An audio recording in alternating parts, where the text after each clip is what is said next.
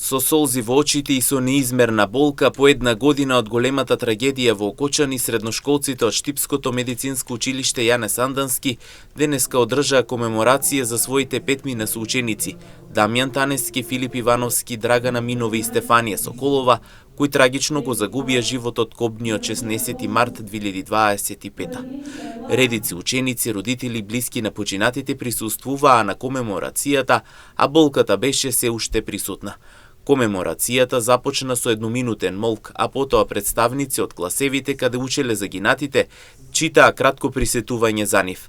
Средношколците овој ден ја искажаа тагата не само со црната облека, туку и со нивните плачеви и лелеци. Момент кога заедно покажуваме дека тие никогаш нема да бидат заборавени.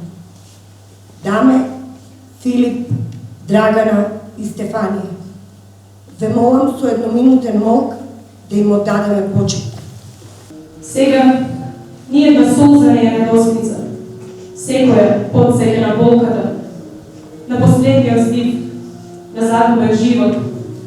Но ангелите горе го живеат мирот, а ние долу живееме од должност, живееме за нивен спокој.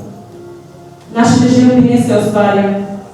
Веќе ниту ступината ти е важна ако е во ваши раце.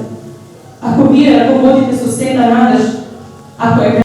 Инаку во чест на средношколците кои трагично загинаа, денеска после комеморативниот настан беа засадени дрва во дворот на училиштето.